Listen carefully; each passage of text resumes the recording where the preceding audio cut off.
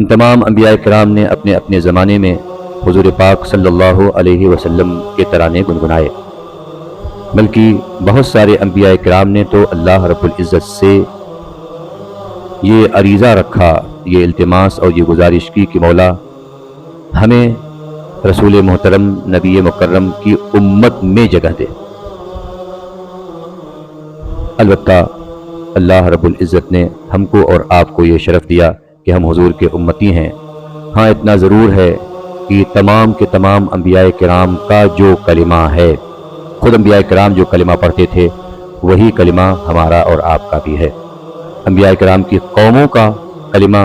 ضرور الگ تھا، لیکن خود انبیاء کرام کا جو کلمہ تھا وہ وہی کلمہ ہے جو ہم اور آپ پڑھتے ہیں۔ مثال کے طور پر ہم اور آپ کہتے ہیں لا الہ الا اللہ محمد الرسول اللہ، تو بعین ہی یہی کلمہ حضرت آدم علیہ السلام، حضرت نوح علیہ السلام، ابراہیم علیہ السلام، اسماعیل علیہ السلام، موسیٰ علیہ السلام، عیسیٰ علیہ السلام، یہ تمام انبیاء کرام یہی کلمہ پڑھتے رہے۔ ان کی قوموں کا کلمہ اگرچہ نبی کی طرف نسبت کرتے ہوئے ہوا کرتا تھا۔ مثلا حضرت آدم علیہ السلام کی قوم حضرت آدم کا جب کلمہ پڑھتی تو کہتی لا الہ الا اللہ آدم صفی اللہ۔ موسیٰ علیہ السلام کے بارے میں قوم کلمہ پڑھتی تو کہتی لا الہ الا اللہ موسیٰ کلیم اللہ۔ عیسیٰ علیہ السلام کی ماننے والی قوم جب کلمہ پڑھتی تو کہتی لا الہ الا اللہ عیسیٰ روح اللہ۔ یہ تمام کی تمام قومیں جو کلمہ پڑھتی وہ نبی کی طرف نسبت کرتے ہوئے کلمہ پڑھتی، لیکن جب یہ خود نبی کلمہ پڑھتے تو کہتے تھے وہی جو ہم اور آپ کہتے ہیں، کیا؟ لا الہ الا اللہ محمد رسول اللہ صلی اللہ تعالی علیہ وسلم۔ اور یہ نبی اتنے کریم، اتنے رحیم اور اتنی شان والے ہیں، عظمت والے ہیں کہ ان کی محبت، ان کی الفت، ان کی عقیدت ہمارے لیے لازم قرار پائی۔ کوئی اگر کلمہ گو بھی ہو اور نبی سے محبت کا جو تقاضا ہے اس کو پورا نہ کرے تو پھر اسے اپنے ایمان کی بھی خیر منانی چاہیے۔ خود حضور پاک نے ارشاد فرمایا اے لوگو، تم میں کا کوئی شخص اس وقت تک مومن ہوتا ہی نہیں ہے جب تک مجھے یعنی نبی کو سب سے زیادہ محبوب نہ بنا لے، بلکہ یوں کہ ماں باپ سے بھی زیادہ، عزیز و اقارب سے بھی زیادہ، بلکہ اپنی جان، اپنی جو اس کی جان ہے انسان کی، اس جان سے بھی زیادہ نبی سے پیار نہ کرے تو پھر اسے اپنے ایمان کی خیر منانی چاہیے۔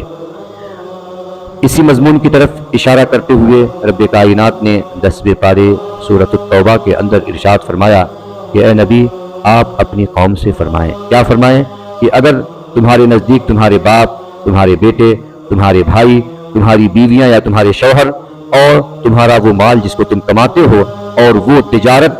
جس کے ماند پڑ جانے سے تمہیں خوف لاحق ہوتا ہو اور وہ مکانات اور وہ حویلیاں جن کو تم بناتے ہو، اگر یہ ساری چیزیں تمہارے نزدیک اللہ اور اس کے رسول سے زیادہ محبوب اور پسندیدہ ہیں اور جہاد فی سبیل اللہ سے زیادہ پسندیدہ ہیں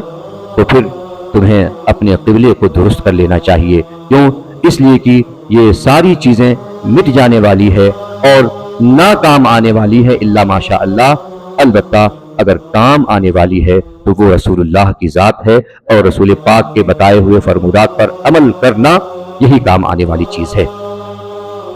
یہی وجہ ہے کہ آپ تاریخ رسول اٹھا کر دیکھ لیں، رسول پاک صلی اللہ علیہ وسلم کے مت والوں اور جانثاروں کا عالم یہ تھا کہ اگر نبی کے اوپر کوئی آنچ آنے والی ہوتی تو وہ اپنی جان دینا تو گوارا کرتے تھے، لیکن رسول پاک صلی اللہ علیہ وسلم کو کوئی برا کہے یا توہین بھری نگاہوں سے دیکھے صحابہ کرام کو یہ قطعاً پسند نہیں تھا، بالکل گوارا نہیں تھا، بالکل بھی گوارا نہیں تھا۔ بلکہ حضرت خبیب ایک صحابی ہیں، ظالموں کافروں نے گرفتار کر لیا اور کہا کہ ہم تمہاری بوٹی بوٹی کر ڈالیں گے، ایسی سزا دیں گے، ایسی موت دیں گے کہ دنیا تمہاری مثال دیا کرے گی کہ اس قدر سزا یافتہ وہ انسان یا وہ نبی کا چاہنے والا تھا۔ ہاں ایک چیز ہے، ہم تم کو چھوڑ سکتے ہیں اور تمہارے لیے معافی ہو سکتی ہے، شرط یہ ہے کہ تم اپنی نبی کی شان میں گستاخی کر دو، اپنے نبی کی شان میں گستاخی کرو، معاذ اللہ رب العالمین، ان کو برا بھلا کہو، ہم تمہیں چھوڑ دیں گے۔ حضرت خبیب کا تیور ملاحظہ فرمائیں، حضرت خبیب کہتے ہیں میاں سن لو، تم میری بوٹی بوٹی کر ڈالو اور میرے خون کا قطرہ قطرہ بہا ڈالو، یہ تو مجھے گوارا ہے، لیکن میں نبی کی شان میں گستاخی کروں یہ مجھ کو قطعی گوارا نہیں، قطعی گوارا نہیں۔ بلکہ آگے یوں فرمایا کہ سن لو، اگر میرے رسول ہاشمی نبی مکی و مدنی کے قدموں میں کوئی کانٹا چبھنے والا ہو، ابھی چبھا نہیں ہے، چبھنے والا ہو، اور مجھے پتا چل جائے تو میں اپنے سینے اور اپنے دل پر وہ کانٹا لے لوں گا، وہ کانٹا میرے دل میں چبھ جائے، یہ تو مجھے گوارا ہے، لیکن یہ گوارا نہیں کہ رسول اللہ صلی اللہ علیہ وسلم کے قدموں میں وہ کانٹا چبھ جائے۔ اور تم بات کرتے ہو کہ رسول کو ہم گالی دے دیں، جن کے صدقے میں جان ہے، جن کے صدقے میں جہان ہے، قتل کر ڈالو۔ لیکن ہماری زبان سے اگر کلمہ نکلے گا تو یہی نکلے گا جو صحابہ کا طریقہ اور صحابہ کا سلیقہ تھا، لبیک یا رسول اللہ۔ ہمیشہ اپنے نبی کے لیے سب کچھ قربان کرنے کا جذبہ رکھنے والے صحابہ تھے۔ اور یہی وجہ ہے کہ محبت کرنے والے لوگ پھر آدھیوں سے ٹکرا جاتے ہیں، طوفانوں کا سامنا کر لیتے ہیں۔ وہ یہ جانتے ہیں کہ طوفانوں کا رخ موڑنے والی جو ذات ہے وہ اللہ رب العزت کی ذات ہے۔ اگر اللہ چاہے تو پھر بڑے بڑے طوفانوں کو روکا جا سکتا ہے، اور ایسا مسلمان کے سامنے ہوتا رہے اور مسلمان صبر کر کے بیٹھ جائے، ایسا نہیں ہو سکتا کہ رسول پاک کی شان میں گستاخی ہو اور مسلمان چپ بیٹھا رہے۔ نہیں، اپنا سب کچھ رسول پاک پر قربان کر کے حضور پاک کی عزت پر پہرا دینا، یہ مسلمانوں کے لیے سب سے بڑے سرمایہ افتخار کی بات ہے، عزت اور احترام کی بات ہے۔ اللہ رب العزت ہم کو اور آپ کو حضور پاک کی محبت میں زندگی اور محبت ہی میں شہادت والی موت نصیب فرمائے۔ ایک مرتبہ اور درود پاک پڑھیں۔ اللہم صلی علی سیدنا و شفیعنا و حبیبنا و بارک وسلم، صلاۃ و سلام علیک یا رسول اللہ صلی اللہ تعالی علیہ وسلم۔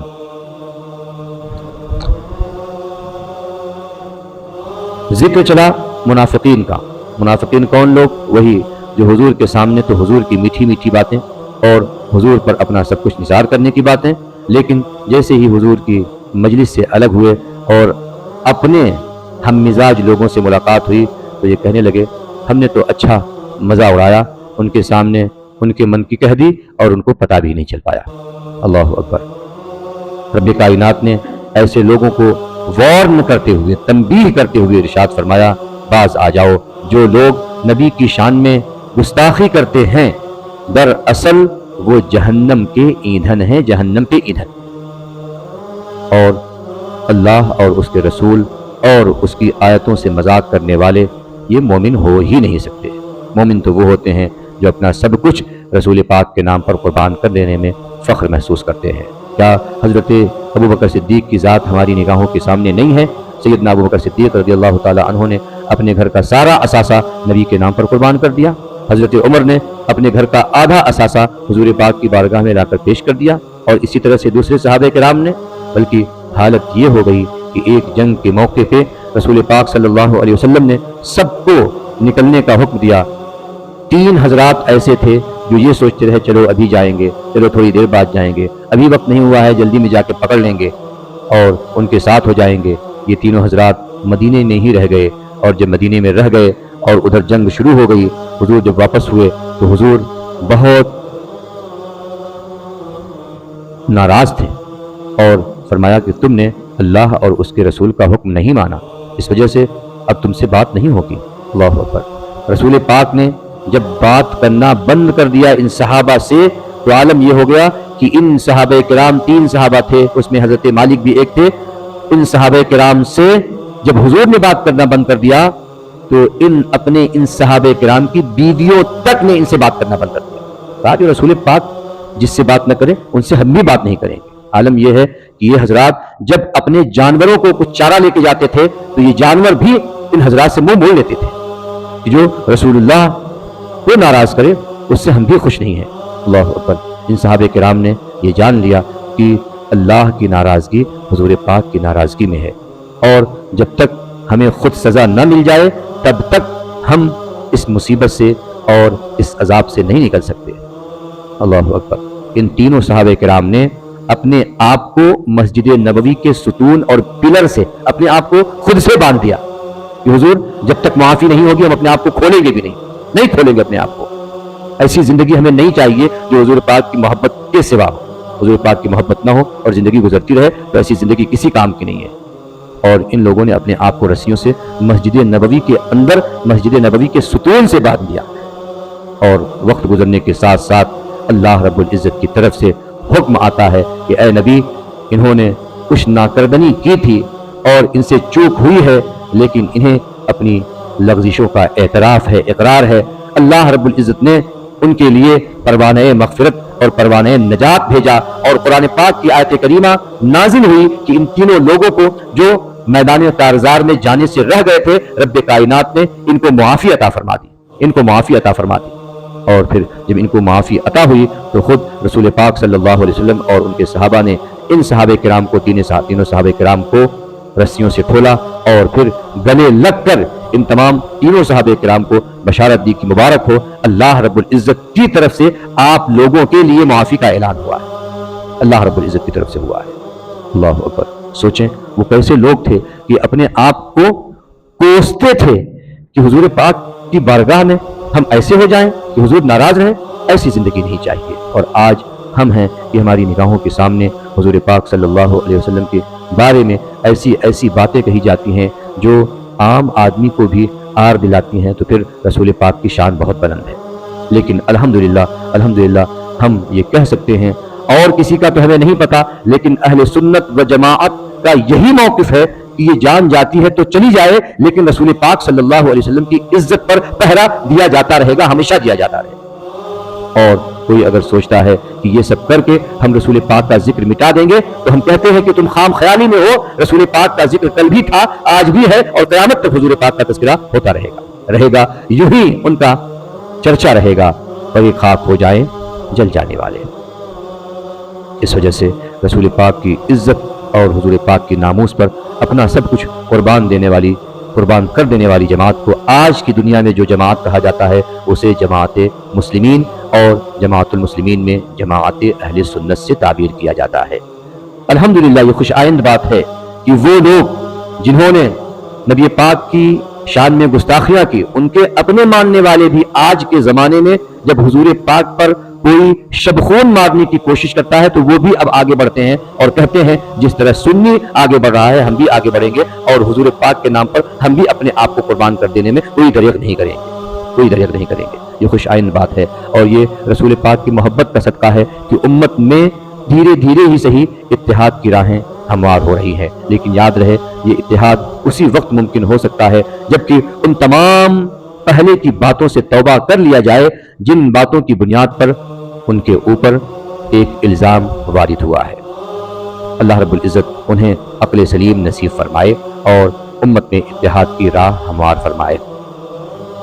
رسول پاک صلی اللہ علیہ وسلم اپنی پوری امت پر اس قدر رحیم اور کریم ہے، اس کا اندازہ اس بات سے لگایا جا سکتا ہے، حدیث پاک میں آتا ہے، اور خود رب کائنات نے قرآن پاک میں بھی اس طرف اشارہ کرتے ہوئے ارشاد فرمایا، لقد جاءکم رسول من انفسکم عزیز علیہ ما عنتم، تمہارے درمیان ایسے رسول آئے ہیں، ایسے نبی تشریف لے آئے ہیں جن کا عالم یہ ہے، نبی کا عالم یہ ہے کہ اگر تم اے بندو، تم اے امتیوں کسی بھی طرح کی پریشانی میں مبتلا ہو جاؤ تو تمہاری پریشانی میں مبتلا ہونے سے پہلے ہی اس پریشانی کو رسول پاک محسوس کرتے ہیں۔ عنتم لقد جاءکم رسول من انفسکم عزیز علیہ ما عنتم، عزیز علیہ، حضور پاک کے اوپر یہ شاق گزرتا ہے کہ تم پریشانی میں مبتلا ہو جاؤ۔ اسی کی طرف ترجمانی حضور پاک نے اپنی حدیث میں ارشاد ہوا، اے میرے غلاموں، اے میرے خادموں، اگر تمہارے پیروں میں کوئی کانٹا بھی چبھتا ہے، حضور فرماتے ہیں اس چبھن کے وقت جو تکلیف ہوتی ہے، وہ تکلیف جس طرح سے تمہیں ہوتی ہے، نبی ہونے کی حیثیت سے مجھے بھی وہ تکلیف ہوتی ہے، اور مجھے تمہاری تکلیف گوارا نہیں ہے۔ میں نے تمہارے لیے کہاں کہاں دعائیں کی، جب اللہ کے حضور میں حاضر ہوا تو ہم نے وہاں بھی تمہیں فراموش نہ کیا، کسی بھی مقام پر تمہیں فراموش نہیں کیا، اور انشاءاللہ یہ رسول ہم کو قیامت میں بھی فراموش نہیں کریں گے۔ اب آئی شفاعت کی باری، شفاعت کی باری اب آئی، ذرا چین لے میرے گھبرانے والے۔ رسول پاک کی عزت و ناموس پر پہرا دینا یہ مسلمانوں کا کام ہے، اور اس کے ساتھ ساتھ یہی ہمارے لیے انشاءاللہ سرمایہ نجات بنے گا۔ رب کریم کی بارگاہ میں دعا ہے، رب کریم ہم کو اور آپ کو اور سب کو حضور پاک صلی اللہ تعالی علیہ وسلم کی سچی پکی محبت نصیب فرمائے۔ اللهم صل على سيدنا وشفينا وحبيبنا وبارك وسلم صلاة وسلاما عليك يا رسول الله صلى الله تعالى عليه وسلم. سبحان ربك رب العزة عما يصفون وسلام على المرسلين والحمد لله رب العالمين. لا إله إلا الله محمد رسول الله.